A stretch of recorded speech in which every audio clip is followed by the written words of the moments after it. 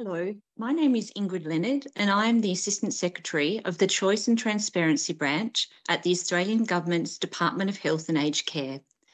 Today, I'm here to talk to you about the National Aged Care Mandatory Quality Indicator Program currently operating in the Australian residential aged care sector. Quality indicators measure important aspects of aged care services from clinical care to wellbeing. This helps to improve the quality of aged care services provided to older people and to increase transparency in aged care.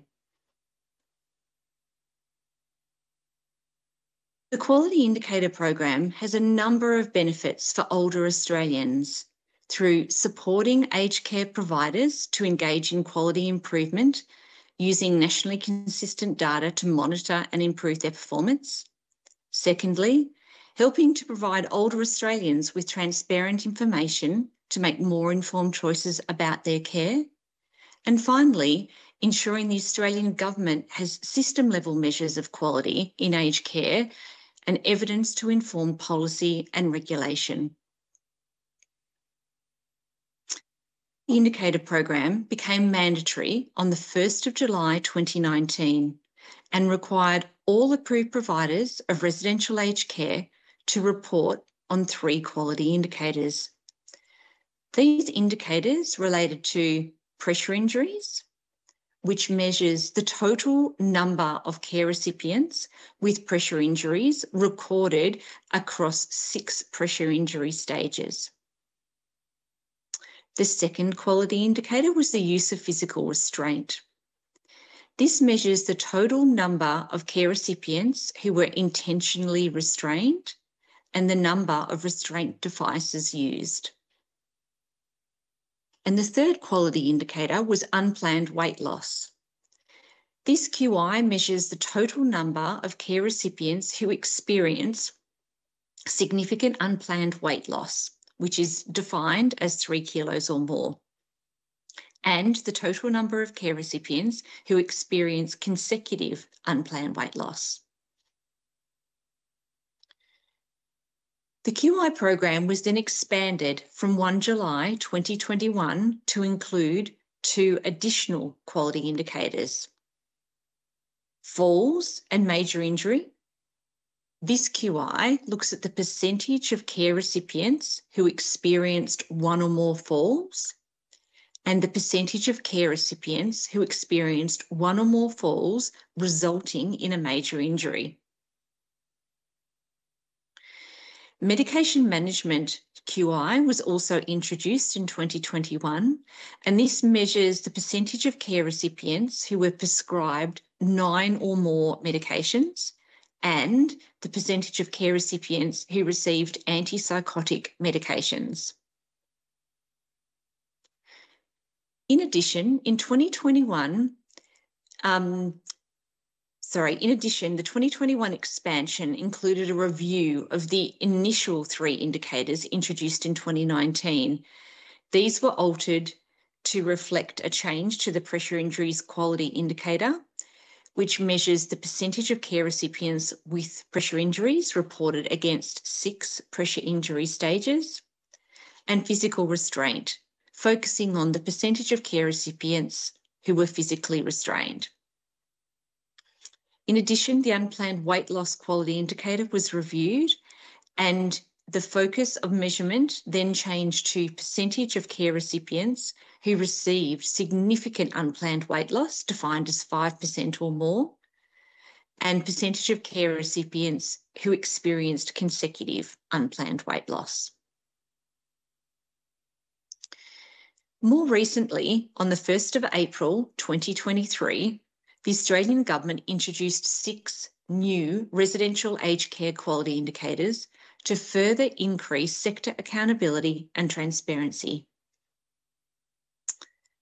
These quality indicators relate to activities of daily living, which is measured as a percentage of care recipients who experienced a decline in their activities of daily living. Incontinence care, percentage of care recipients who experienced incontinence-associated dermatitis. hospitalisation, which is a measure of the percentage of care recipients who had one or more emergency department presentations over the quarter. We have a workforce quality indicator, which measures the percentage of staff turnover. And the final two relate to consumer experience and quality of life. The consumer experience quality indicator looks at the percentage of care recipients who report good or excellent experience from the service. And finally, the quality of life indicator measures the percentage of care recipients who report good or excellent quality of life. These quality indicators are based on extensive research and evidence and are quantifiable measures of events where improvements in care can be made and measured.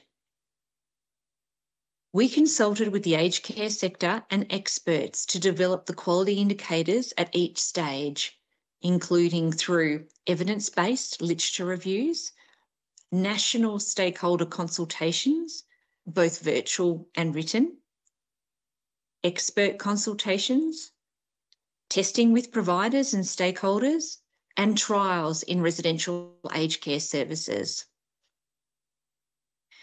These quality indicators reflect feedback that we heard from older people in Australia, their families, representatives and others on areas of care most meaningful and important to them. And additionally, it reflects feedback from providers on the quality measures that provide actionable insights to improve care and meaningful information to inform quality improvement. I'm very pleased to share that this year we've completed work on the development of 3 additional quality indicators focused on staffing.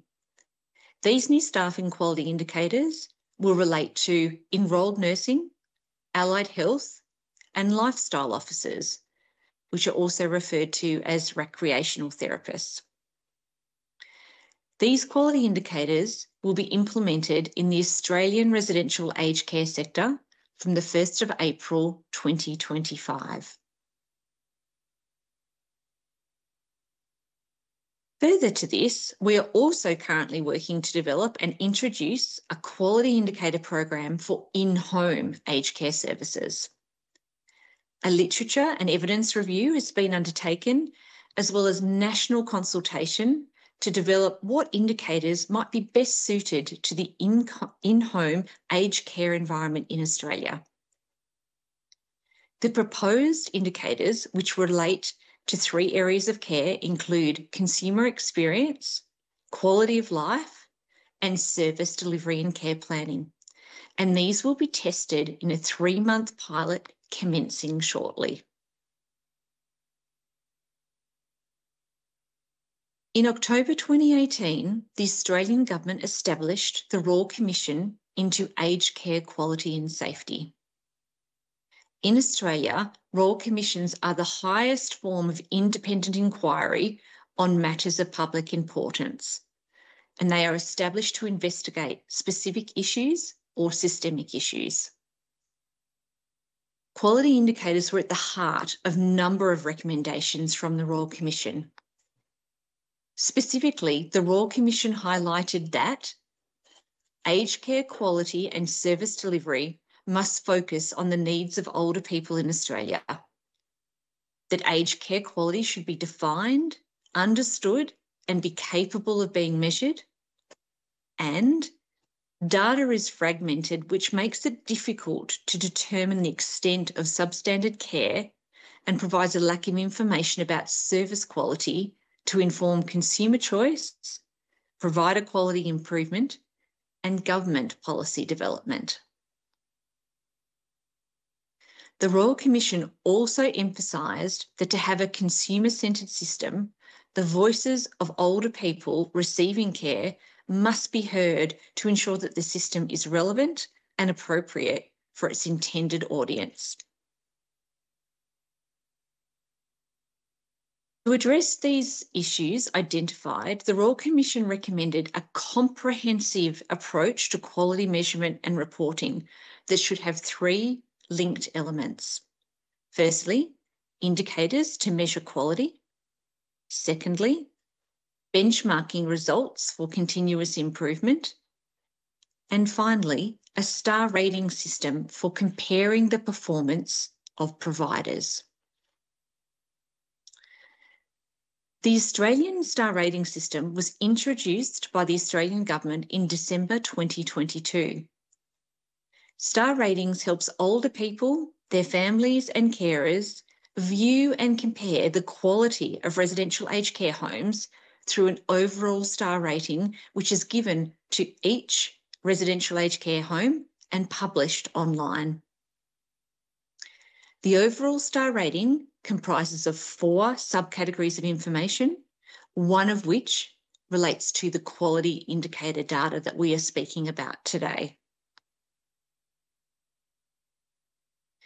In response to Royal Commission recommendations, the Australian Government is delivering a comprehensive reform agenda to improve transparency, capability and accountability in aged care. And we're proud that the Quality Indicator Program has been an important part of these reforms. These quality indicators measure key aspects of quality of care that can affect a resident's health and wellbeing. And the Quality Indicator Program enables national consistency and drives system-level transparency and quality improvement. Currently, all Commonwealth subsidised residential aged care providers are required to collect and report quality indicator data quarterly. This ensures access to nationally consistent data to enable services to measure and monitor their performance against national averages. The Australian Government made it easier for aged care providers by introducing a government provider management system. This information technology system minimises the reporting burden so that providers can direct their time and resources to what matters most, which is the high quality care for older Australians. The government provider management system has successfully provided the foundation for almost real-time data transmission. It's provided greatly enhanced transparency and accountability of the day-to-day operations of aged care providers. And it has streamlined processes to enable workers to spend more time providing direct and meaningful care.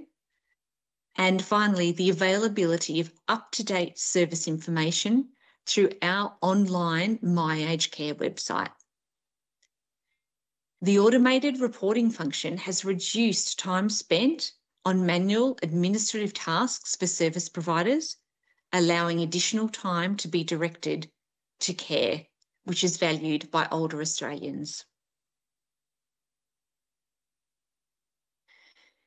In Australia, we have an organisation called the Australian Institute of Health and Welfare, and the Institute publishes quality indicator data at national and state and territory levels and by geographical remoteness for each quarter of reporting. The AIHW also publishes the Quality Indicator Program Annual Report, which presents quality indicator results that have been compiled for a complete data set across the financial year. The results from the latest Residential Aged Care Quality Indicator Annual Report for 2022-2023 shows decreased cumulative prevalence against all quality indicators, including the use of physical restraint, which is down 3%, significant unplanned weight loss, which is down 1.5%, polypharmacy, which is decreased by 1.6%, and the use of antipsychotics, which is reduced by 2.4%, and falls that have resulted in major injury, which is down almost 2%. That brings me to the end of my presentation today. I'd like to express my genuine thanks for the opportunity to share with you our journey to introduce the Quality Indicator Program in Australia and the benefits that it has provided to older Australians receiving aged care services. I hope that you found this information helpful. Thank you.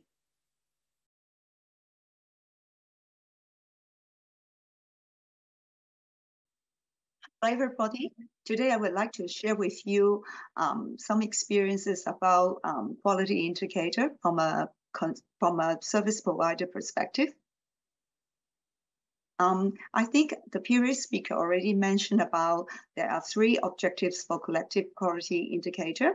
For me, it's basically focused on, as a residential care service provider, how we can make good use of the quality data to identify and implement activities to improve the quality care within our facility. I'm so sure that you all are familiar with the 11 quality indicators as explained by the previous speakers. Now, this is the time I'd like to share with you how ANHF collected our quality indicator. Basically, our day-to-day operation is our staff using a software called person-centered software. This is a software which all care staff are using through mobile, a smart mobile phone to collect clinical data. They carry it out using the icons and using some tap and saved function to evidencing care every day, which help the care worker to record what are the services that they provide to our residents. But that will available to make themselves more available to provide time for residents rather than have to write down progress notes. While as the registered nurse and the manager, they use the care monitoring to track important actions, monitor the effectiveness of care, and also improve care delivery. I show you an example. This is a care note of a resident. While the care staff doing the recording, they tap, putting in all the care notes that they have been doing from morning to the end of the shift. If the next shift, the staff can be able to pick up the smartphone to know what has been happened or what kind of services has been delivered to the residents, while the care worker continue evidencing care, the care manager, as well as the registered nurse, can continue reviewing the care, identify whether there are things. And you can see on your right-hand side, there are assessment tools, the care plan, medication, medical, hospital, all the issue can be on one screen. It's all at the fingertip. So besides we using person-centered software, we're also using Moving On Audit, which is a benchmarking and quality compliance online platform. This platform is very good.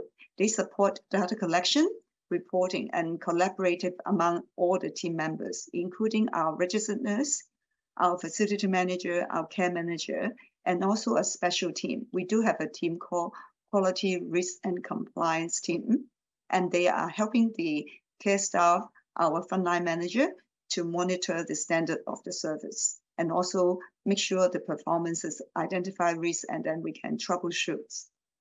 MOA itself is like a platform that we also can enable us to facilitate a structured approach to manage our quality improvement program.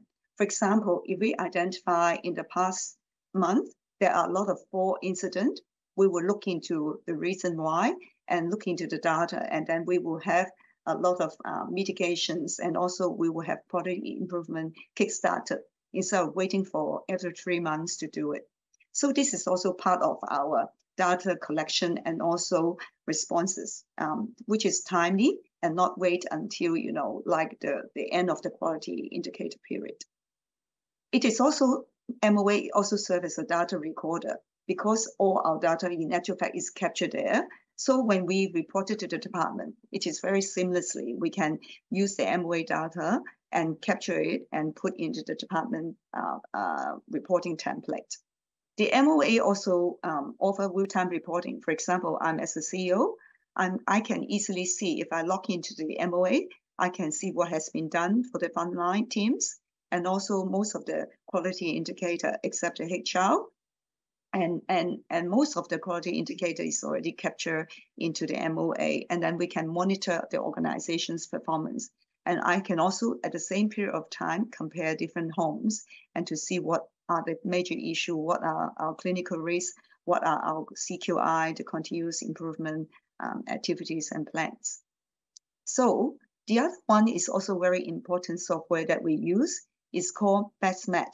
This BestMed is a medication management system. It's an end-to-end medication management system network, which is online, provides support 7/24 hours to pharmacists, to us as an aged care provider, and also clinician. Our GP can access to BestMed to see whether they need to review the medication, whether if they try on new drugs, whether there are issues or concerns.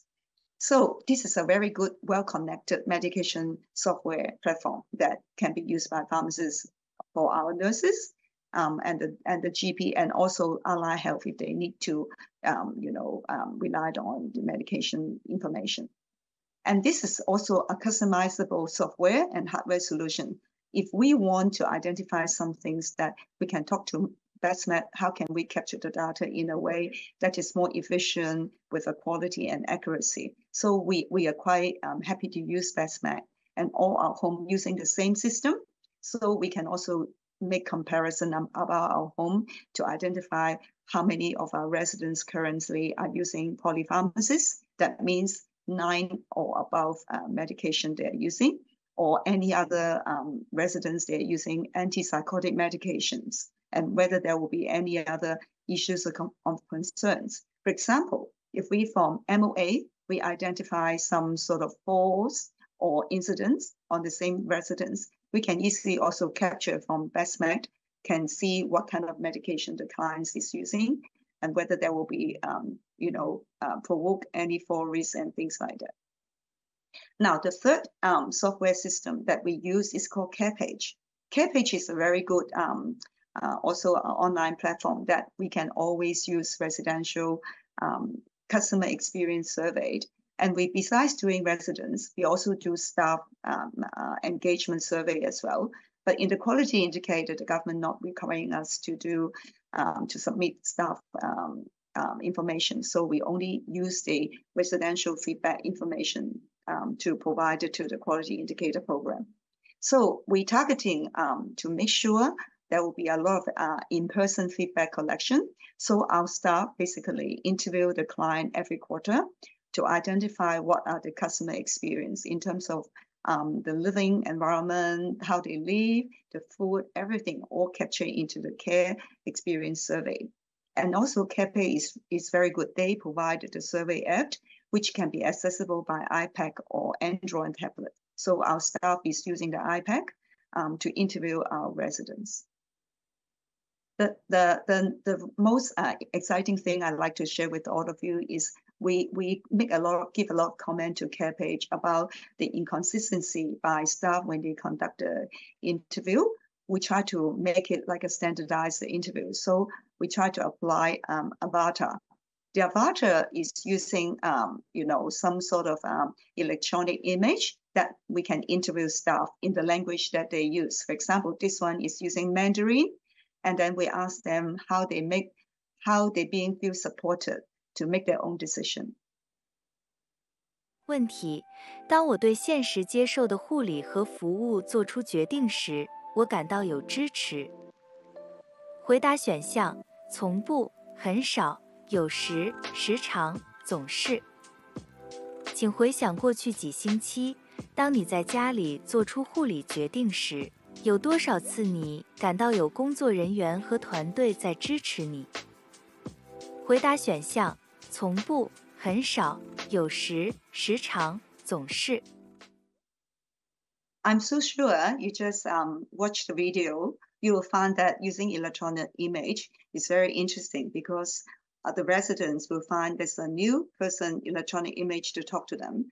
In actual fact, you can even use your own face or the facility manager face or someone that the consumer will find comfortable with.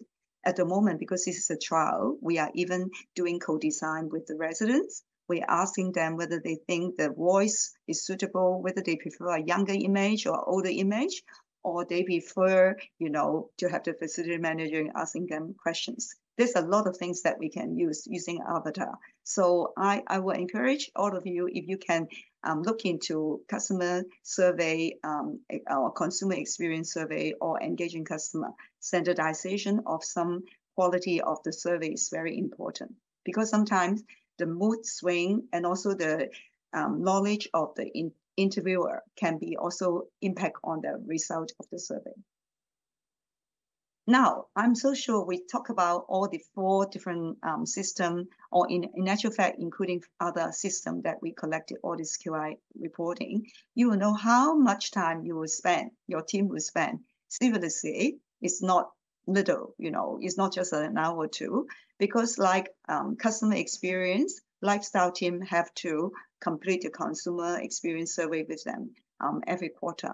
Can you imagine? I mentioned about the survey fatigue. To interview every single people is not easy. The other one is our quality, risk, and compliance team. They also need to contact the residents' representative or the proxy to make sure that we will capture from the family members' perspective what are the quality of care within the home. Our HR department, the manager is also looking to the workforce data, because under the quality indicator, we need to provide workforce data to the department.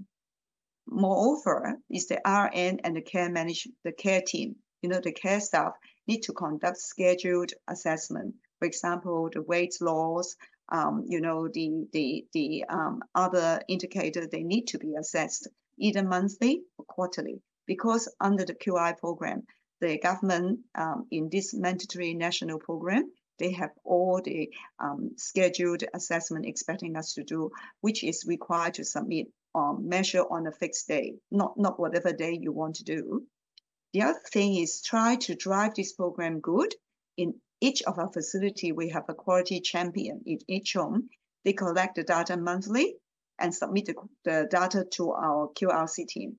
And the quality, risk, and compliance manager, they will review all this data before we submit it to the department quarterly. At the same time, the facility manager also have a very important role to do.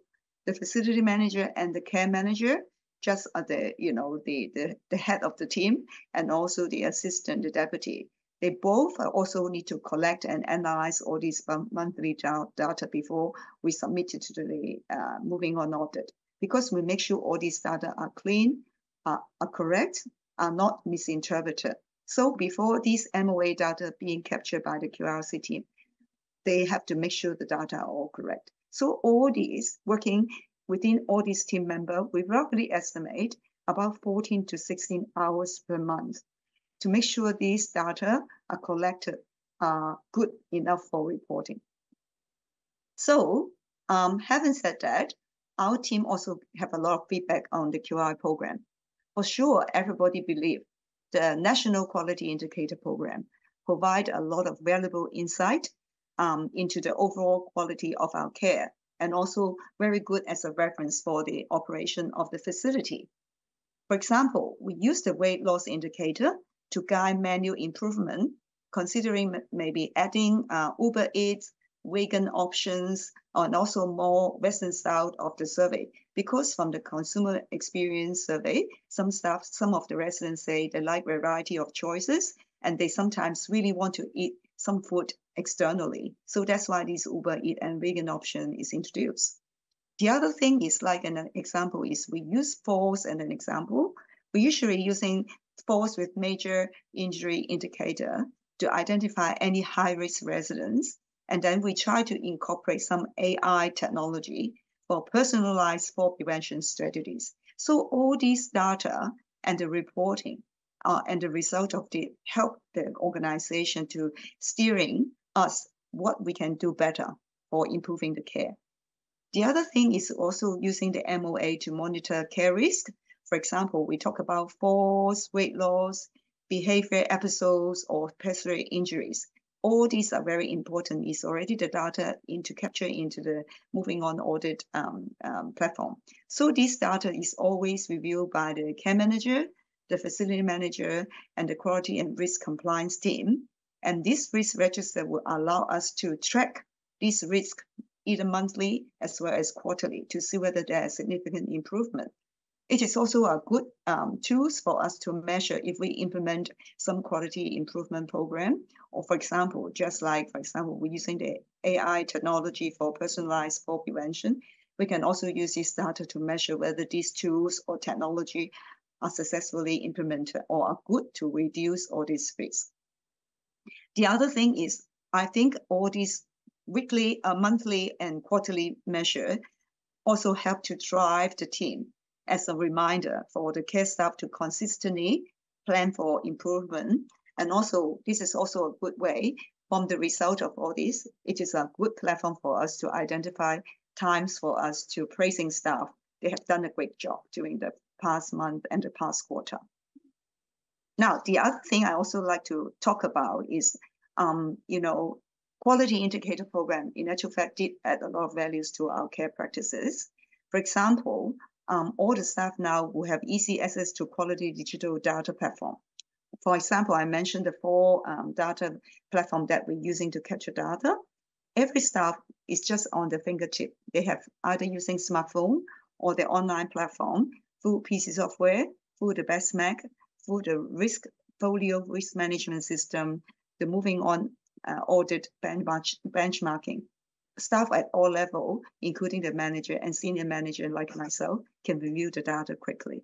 This is also good to give a clear picture of the organization, of which home are improving, what are the issues, what are the clinical performances, and what are the things that all our homes having the same issues that we need to have a more strategic way to identify solution, or using gerotech to help us to improve the quality of care in each home.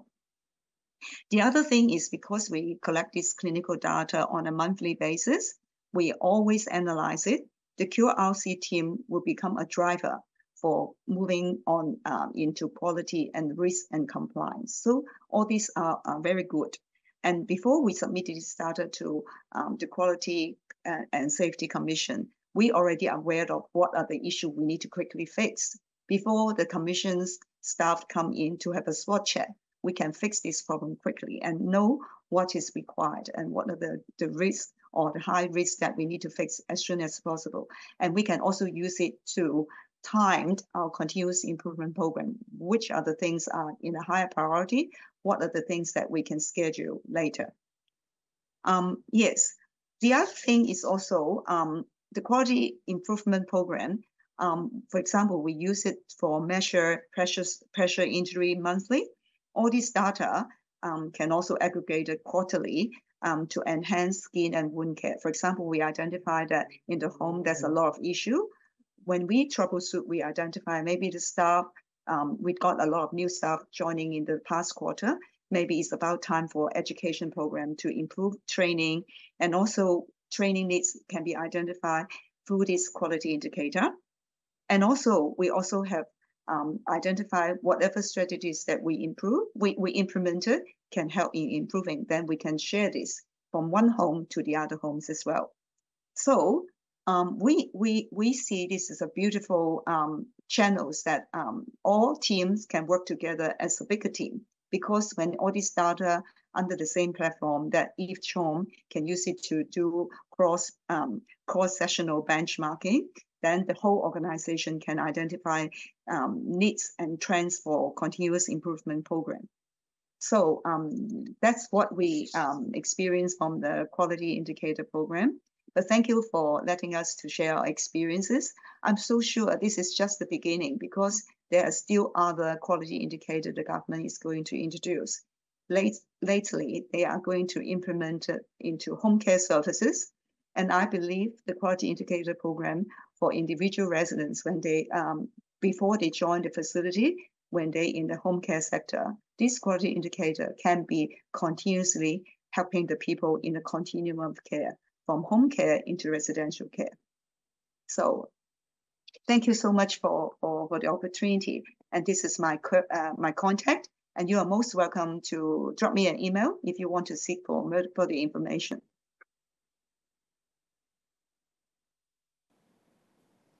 Thank you, Ada, for your wonderful sharing with more case studies. Now we'll have the Q&A section. Let's take a look at any questions raised by our online audience. Hello, Ada. Hello. Yes. Hello. Hi, everybody. Hello. Yeah.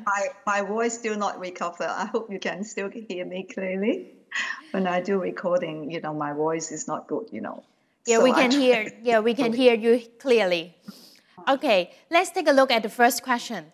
The question is the Australian government providing any support or resources to service providers in achieving the QI requirements? Ada, please. Yes.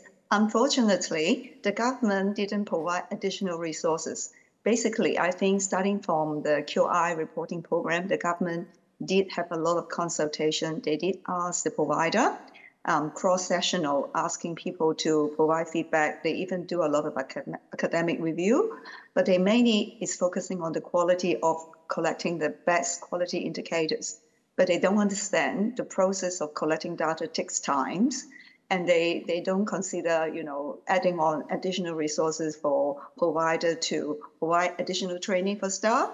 And even like we have to also work with the software company to make sure all these data can be transferable. At the moment, like the product that we're using is the person-centered software, still not have the interoperability problem. We cannot directly download the data from our system into the government platform.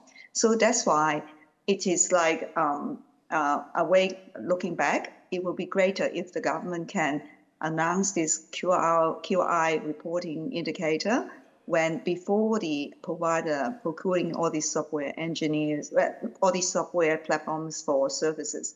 Because it's difficult when you have been using the software already, it will be hard for provider to change the platform. So that's why it's a good learning lesson for us, but unfortunately, we still need to have identified the time. But all these reporting time cannot be counted into the care minute. And I know the previous speaker already mentioned government have a whole lot of reforms. The pressure is always on the provider. Unfortunately, reporting is not part of the care minutes that we can count because they are reporting. They are not direct care. I see. Thank you for your response. So I can see the effort from the team is very important in promoting the QI. All right, the second question. Your organization is using different systems to capture the QI data. Will it create heavy administrative workload for your staff? And how to equip your staff with the digitalization wave? This is a very important question. Ada, yes. Please. Yeah. Luckily, we are not implementing this kind of software while the government introduced the quality indicator reporting. It is like a continual process. The company has been committed to have the MOA, like a benchmarking system, for more than 10 years already. So when we have the quality indicator reporting requirement, the mandatory requirement, we are luckily, the software company already moving on audit. They already understand these are coming, so they modify the system. So for us, the training is not that critical. But the other thing is, as I just mentioned, the person-centered software system that we're using for every care staff to evidence in care. Unfortunately, this system is still working with the government at the moment to see whether there will be interface, the interoperability between two systems still have to resolve a lot of issues. So we are not the technical person. We can't, do any more. We can just have to be patiently waiting until the company can work well with the government system. The other thing is definitely we have to, training is not just a once-off. You have to continue training. And we all understand globally, everybody found workforce is a shortage of workforce is a big issue. So that's why our company, we need to spend a lot of energy in continue educating staff, new staff, and some staff have to be retrained because of a lot of new reforms. There's a new requirement. And I understand in the coming future, we just passed, in June, there are also new staff quality indicators. There's more indicators coming up, but all these indicators' time is not counted as care minutes. So you can understand we always struggle as an administrator. How can we reduce the reporting time, but at the same time, government continue to require you to do reporting? but we really want to focus more time on care. So that is always is a dilemma. But if we are not spending good time for reporting and identify the data can be misinterpreted, or maybe there are issues that we may not be aware of. And the most beautiful side is when you do quality indicator, is mainly is to help organization to improve your care. So we have to rely on the quality indicator and look into that and dive deep into it. It's a whole a horizontal level. Is from the senior management to the frontline staff. They all know that this indicator, just like a report, to tell you that how good are you performing in the past quarter, or what are the issues that are impacting on the care. So this is all important. So continued education, continued briefing is always a continued process. So there is a lot of wisdom in between the process. All right, let's move on to the third questions. As a service provider, how would you view the implementation of QI? Beyond the mandatory requirements from the government, how would quality indicators help your daily operations? And what are the major differences in your operations before and after the implementation of QI program? Basically, our team are really happy to have the QI program. Besides on the time, it would be appreciated if the government would consider the reporting time is also a significant time that they will look into is part of the care minutes. It will be really, really significant, because the time that we spend is a lot of analytical about how can we improve care practices and how can we do much better. And as what I mentioned in my presentation, I think it's helping the organization set goals for continuous improvement, and also can set priority too, because when you see what are the indicators, they are just like a vital sign for the organization to know what are the areas that you need to troubleshoot quickly, and what are the things that is for training, and what are the things that maybe we will review our care practices, whether they are really geared towards achieving the best quality.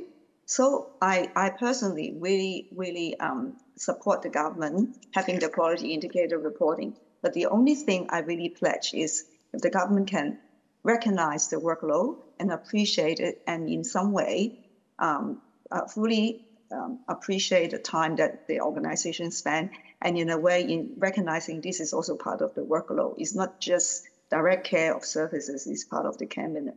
Yeah. And the other thing I also see as a provider, this is also provide a very good way for the older Australian. If they know the nursing home, if they can see the quality indicator, if they're good enough, have a good community education, some provider, they will understand how can they choose good home with good quality indicator reporting, they have a good result. These are a lot of things that is very important. But again, one thing is, I think in the whole sector, a lot of provider, no matter their senior manager or frontline manager, they feel a little bit of reform fatigues. We're very tired, because of all the things it's not doing gradually. It's all the things come at the same time. It's bombarding on the same industry. So sometimes I can feel that staff are very stressed when when they have all these reform requirements, they adding on, but without additional resources. This is really quite stressful for the whole sector. Thank you. All right, so let's move on to the next questions. Is the MOA, which refer to moving on audit, and QI play a role in building capacity and or managing of non-medical caregivers in residential care home? If yes, what are these roles? Unfortunately, MOA mainly is doing more on the clinical area. They do have some non-medical indicator, but they are not, the full strength is on that. For example, through MOA, I cannot identify those HR workforce indicator. I have to rely on another system that we use by HR, is the care system, to generate the data of the time shift and hours spent and the RN hours, enrolled nurses and lifestyle. All these indicators cannot be through MOA. But MOA do have their own strength, because they are quite good in a way, is they have the analytical tools for our registered nurse, the facility manager, and also the quality risk and compliance team. They base on the MOA to identify the areas for reporting, as well as use it to track our continuous improvement progress. So this is good. And also, because we rely on one system, all the facility can internally do benchmarking and also externally do benchmarking with the other providers as well. Okay, so let's take the last questions. As the quality indicators are transparent to the consumers, what challenges have you encountered to ensure service quality fits their expectation? And how have you addressed or overcome these challenges? I have to admit at the moment, the consumer sort of like a clientele that we are serving, they are not yet be really data savvy. They are, whatever when we do survey, when we report it, they know it's good in a general sense. So, for example, when we do a lot of consumer experience survey, a lot of residents, they feel, oh, I don't like it. You know, why you keep asking? We are very happy with the services. So sometimes I can see a lot of survey fatigue. Besides that, you know, the government also conduct their own survey, like food experience surveys about, they also have their own consumer experience surveys because the assessor comes in to interview them. So sometimes I can see the same group of clients can feel a bit fatigued, including the family. They say that, oh, can we just not doing it? And also because of the survey fatigue, usually people will not give you the real comments. It always depends on the mood. Yeah, so sometimes it's very difficult. So when we using CarePage to do the survey, we have a liberty to change the content and change the questions content to make it more interesting, to engage maybe some biteable size survey, ask shorter questions. But when government, the commissions come in sending people to do assessment, they will become standardized. But unfortunately, we learn a lot of experiences is some of the residents' feedback is the knowledge of the interviewer. And if they don't bring in the interpreter for some people from non-English speaking background, they have difficulty in understanding. So these are some of the challenges that we face. Yeah. Thank you so much, Ada, for your detailed sharing of the implementation of QI at a very practical level. Thank you, Ada. Thank you. Appreciate the opportunity. Thanks.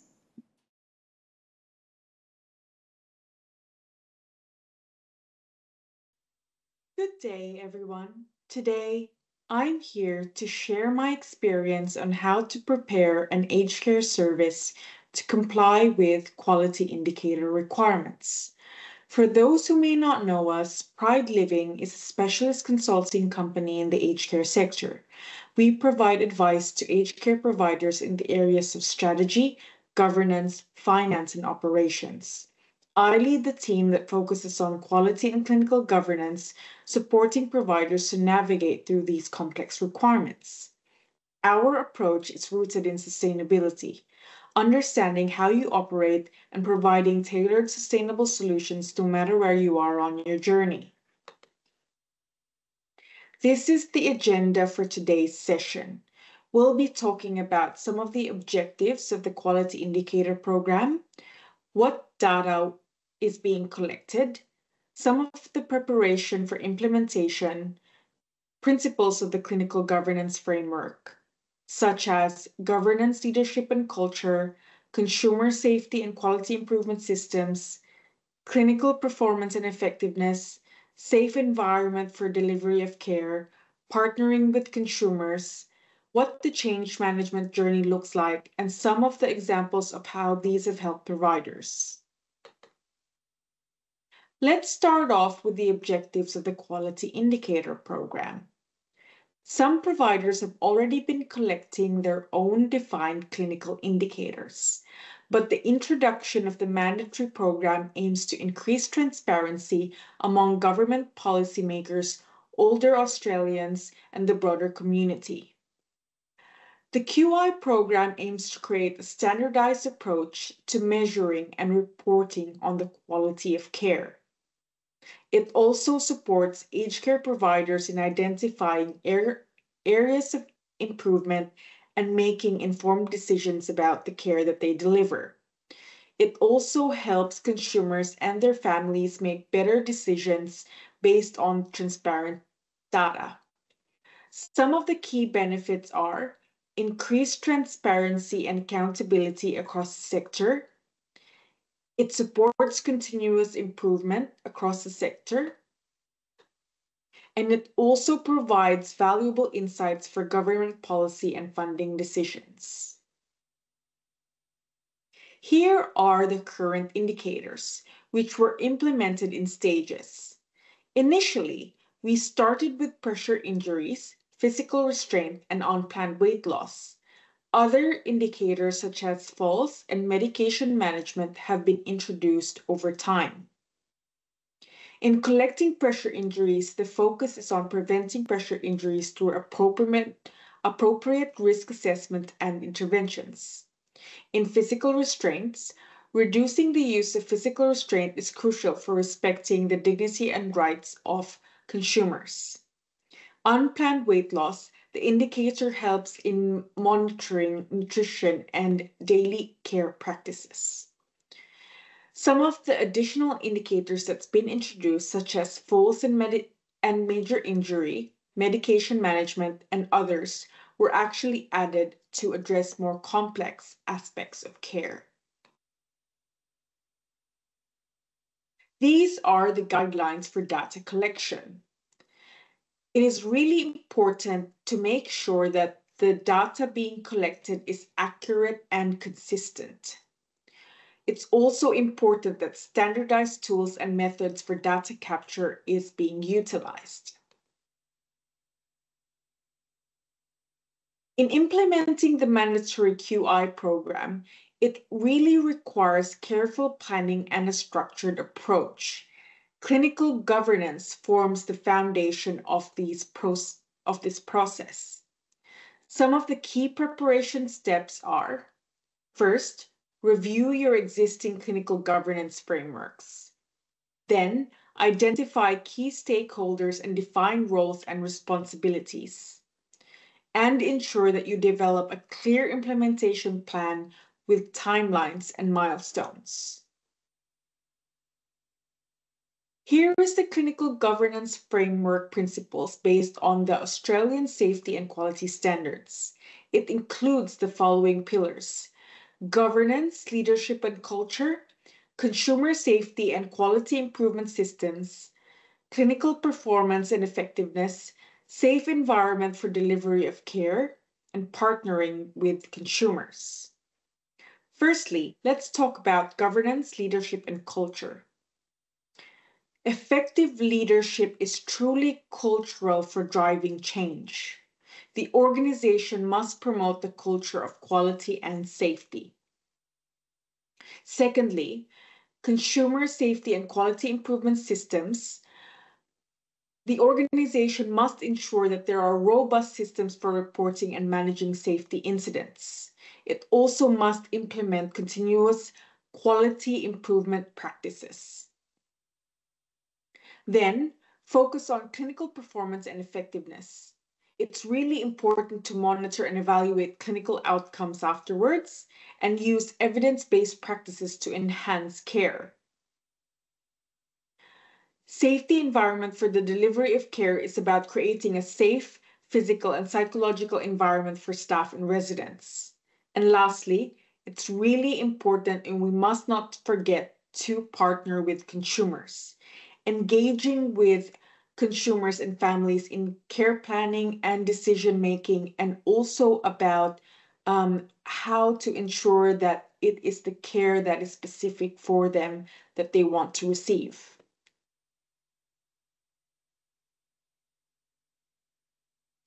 I want to go into a little bit more detail about each of the pillars. I also want to emphasize the importance of governance, leadership, and culture in the successful implementation of the QI program. That is the most important step. Firstly, leaders should really communicate a clear vision for quality and safety. They need to translate this vision into measurable objectives and ensure everyone in the organization understands their roles in achieving them. They must also foster a culture of openness where feedback is encouraged and acted upon. Consumer safety and quality improvement systems are the heart of this project. Without robust systems, it's really challenging to achieve the desired outcome.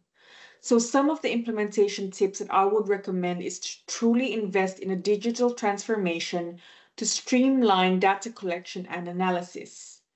Utilize benchmark to compare your performance against similar services and identify areas for improvement. Lastly, you need to also conduct regular trending analysis to spot patterns and proactively address potential issues. Maintaining a high clinical performance and effectiveness requires a skilled and engaged workforce.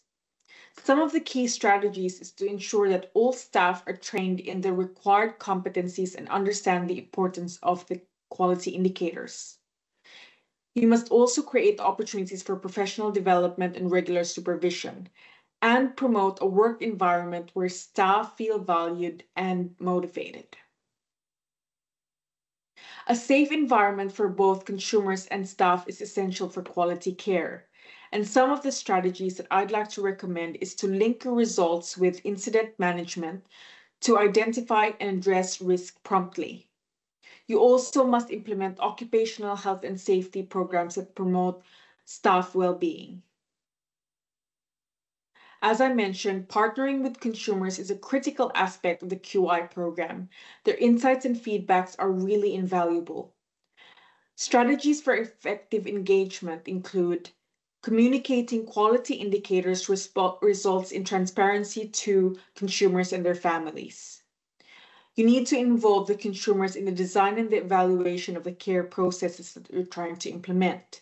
And you need to use the feedback to drive improvements in care. Successfully implementing a QI program requires a comprehensive change management strategy. Here, I'll share some of the key steps we've identified through our experience in supporting providers along this journey. Step 1. Use the top-down and bottom-up approach. First, change must be driven from both the top and the bottom. Leadership engagement is crucial to set the vision and direction, but equally important is involving frontline staff. You must ensure that buy-in from everyone in the organization fosters a sense of ownership and accountability, which is essential for the program's success. Step 2, you need to create a gap analysis or conduct a gap analysis.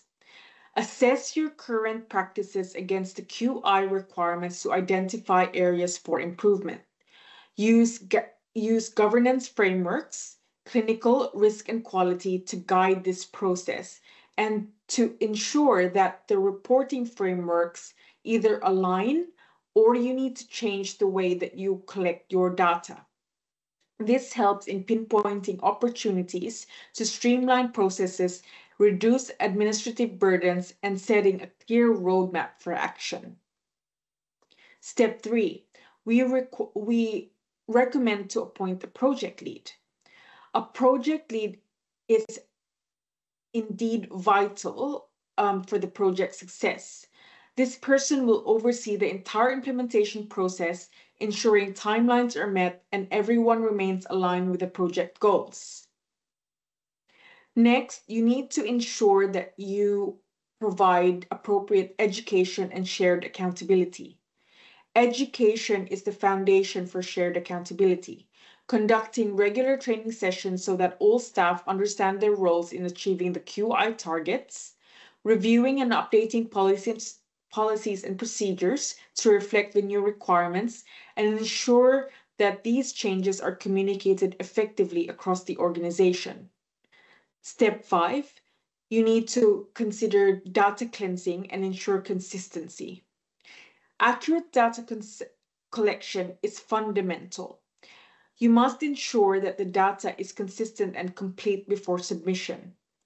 This is often where we see the most challenges, as there can often be a lack of understanding of data collection guidelines among the frontline staff. Regular check-ins such as monthly rather than waiting in the end of the quarter can really help identify and correct inaccuracies early on. Then, it's important to evaluate the data that you collect and analyze trends. Evaluating the data and analyzing the trends is crucial. You need to understand what the data is telling you and identify any trends, outliers, or areas of concern. This analysis should be linked to continuous improvement activities, helping you to address issues proactively. And lastly, you need to communicate results. Firstly, keeping all stakeholders informed of the progress and outcomes is important. You must communicate the results to everyone from the governing body, executive management, to frontline staff, and then to consumers. Transparency and regular updates builds trust and demonstrates your commitment to providing quality care. Here are some of the examples on how the mandatory indicators have helped providers. It's really important to note that this is not only about compliance, but really it is about how to improve the care and services that are being delivered in your service. This concludes my presentation. I hope you gained valuable insights from my presentation. Implementing such programs can be challenging. However, with a solid governance framework and commitment to continuous improvement, it can achieve significant enhancements in care delivery. I'm now happy to take any questions you may have about my presentation. Thank you for your time and attention.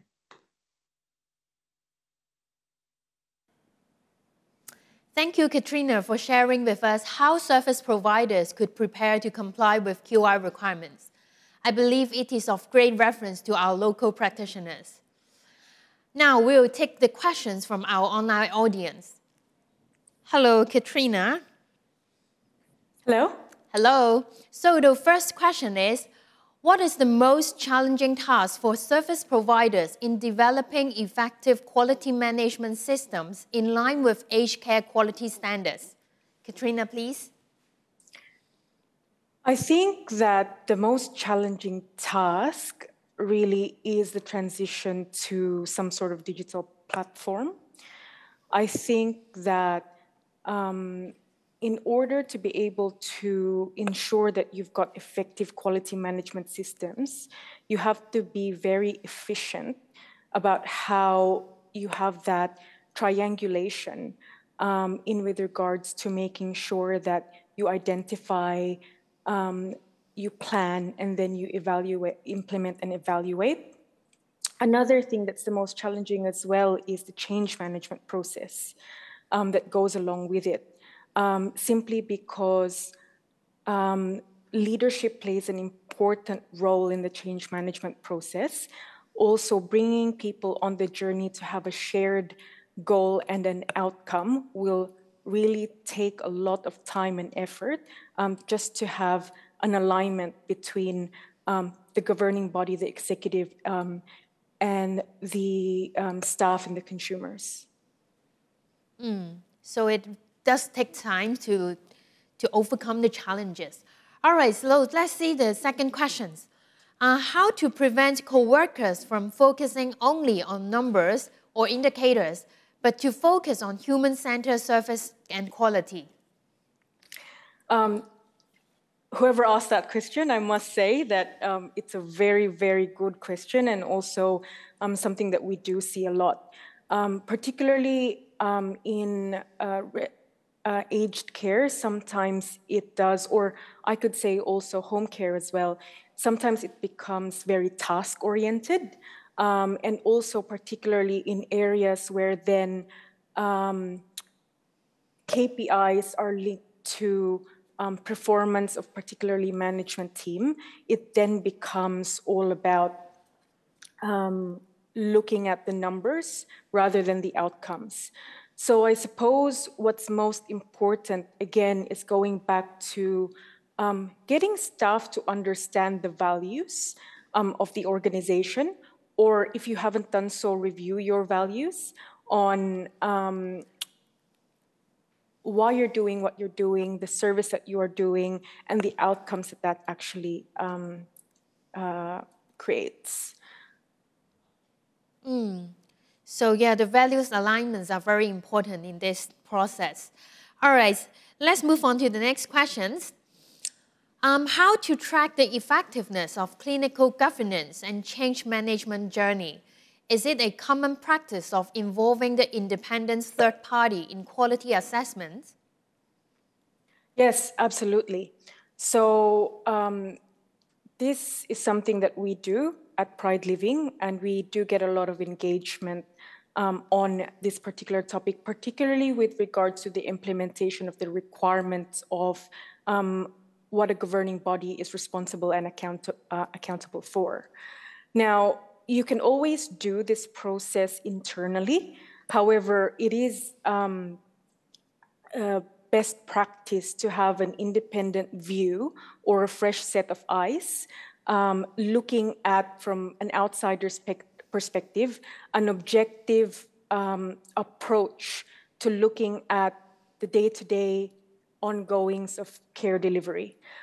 Because I can certainly vouch that even for me, sometimes I can be so knee-deep or hands-on with the doing that I can't actually be objective about the work that is being done. And we say this, that you have to actually have the trust and verify method, particularly if you are a part of the board. So much like a financial audit, where there are requirements from the Corporations Act to get a financial audit done, it's not mandatory for a third-party quality assessment to be done, but it's actually best practice so that you are continuously evaluating your processes and ensuring that particularly if you are a member of the board, making sure that management are reporting accurately what is actually going on, or there is alignment about the identification of risk and the implementation of actions to mitigate those risks. Thank you for the response. All right, the next questions. According to your observation and experience, how service providers gain insights from the quality indicators? Could you share some examples with us? Certainly. So one of the things that, one of the most topical things that we're doing at the moment, really supporting providers around quality indicators, is how accurate are the quality indicators, or how accurate are they to represent the care that you actually deliver. So sometimes one of the biggest challenge is as I mentioned in my presentation, the accuracy of the data that's being reported, because more often than not, there is a misalignment of understanding of what the reporting guidelines are towards what they're used to. So with regards to that, when looking at the indicators, does it actually reflect the care that is being delivered? And particularly now that it is being published and people are made aware, are the public getting a good snapshot of what good care really looks like for the organization that you work for? There are plenty of continuous improvement activities that we've assisted providers in implementing with regards to the quality indicators. A lot of it is around technology, and education. One example that we found was that one provider is being cautious about the physical restraint reporting. Now, how the next steps towards that into ensuring that they are in the forefront of promoting best available practice is looking at how technology can actually support them into ensuring that the residents still have the freedom to be able to have freedom of movement, of going around the facility and outside of the facility and being in touch with their community. So because of that, the provider has then sourced out GPS trackers to be able to ensure that they are ensuring the safety of their residents, while the residents still have the freedom to be able to go out as they wish and be safe around that. So those are only some of the few examples. Thank you for sharing the experience with us. All right, we will take some more questions. The next question is about how would you get the residents' feedback for mentally incapacitated persons or residents living with dementia? Is there any alternative being accepted by the government in getting their feedback? Yes, so this is absolutely particularly challenging, but one of the things that providers need to be aware is that when someone has a cognitive impairment, it actually doesn't mean that they can't provide feedback at all. You know, there are severity of what the deterioration of the person, and I suppose one of the things that I need to relay to the viewers is that you really need to be able to assess properly the level of impairment, because sometimes where they have the diagnosis, they still can provide feedback and they can provide consent, and they are able to still communicate what it is that they actually want. In the absence of that, definitely it is the next of kin. Now, with regards to that, particularly with the new act that is about to be implemented next year for Australia, there's a lot of provisions on there about support and or a supporting person and next of kin. So yes, there are certainly a wide range of areas. One of the things that providers do need to note, though, is sometimes family members can be very vocal with regards to what they think is best for mom or is best for dad. And we forget that the consumers still have a voice, even if they've got a cognitive impairment. So again, it is really important for us to take the consumer into consideration in all the things that we do. Thank you, Katrina, again for sharing your practical experience in promoting the QI requirements. All right, so let's keep in touch, and yeah, hope we will see you again. No, that was very valuable. I really enjoyed the questions. I think that was those questions were actually very topical, particularly with the work that we do and what we see around the industry. So thank you for having me, and yeah. Thank you. Okay, see you.